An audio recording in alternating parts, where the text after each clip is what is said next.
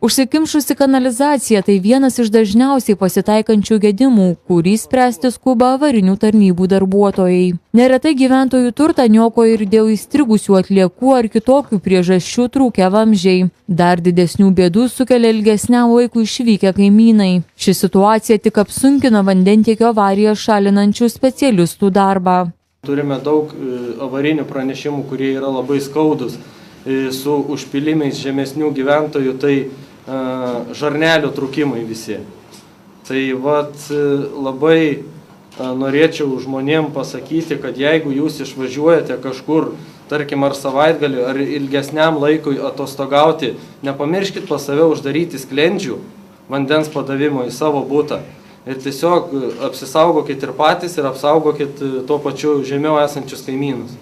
Šiuolaikiniai meistrai kanalizaciją atkimšti naudoja modernę techniką, tačiau kartais ir ji būna bejėgė prieš vamzdžiuose įstrigusias atliekas.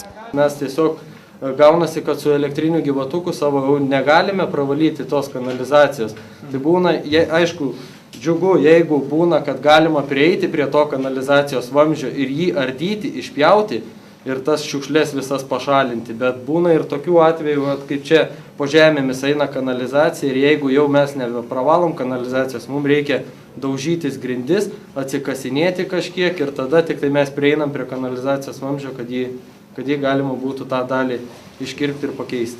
Ištrauktas skuduras tai gana dažnai vamzdžius užkemšanti atlieka. Meistrai pasakoja, kad gyventojų neatsakingumas ir radiniai vamzdžiuose neretai kelia nuostabą. Ištraukdavom ir pampersus, ištraukdavom ir buitinės atliekas. Netgi, sakau, turėjom tokius pavyzdžius, kaip gyventojų radome įmestą ir arbūzo žievių, ir rauginto agurkų, bet jau tada tos pasiekmes jos yra sunkesnės. Mes tiesiog gaunasi, kad su elektriniu gyvatuku savo jau negalime pravalyti tos kanalizacijos. Tai būna, aišku, džiugu, jeigu būna, kad galima prieiti prie to kanalizacijos vamzdžio ir jį ardyti, išpjauti ir tas šiukšlės visas pašalinti. Bet būna ir tokių atvejų, kaip čia po žemėmis eina kanalizacija ir jeigu jau mes nebepravalom kanalizacijos, mums reikia daužytis grindis, atsikasinėti kažkiek ir tada tik tai mes prieinam prie kanalizacijos vamzdžio, kad jį galima būtų tą dalį iškirpti ir pakeisti.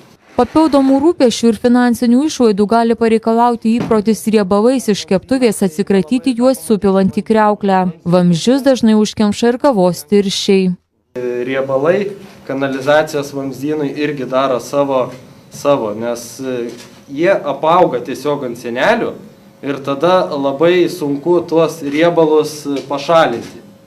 Tai riebalų kiekiai gal gyvenamosiuose namuose nėra tokie dideli, kaip, tarkim, kavinės, ką nuleidžia į kanalizaciją tokius riebalus, bet taip, riebalo gryno nepilkite į kanalizaciją.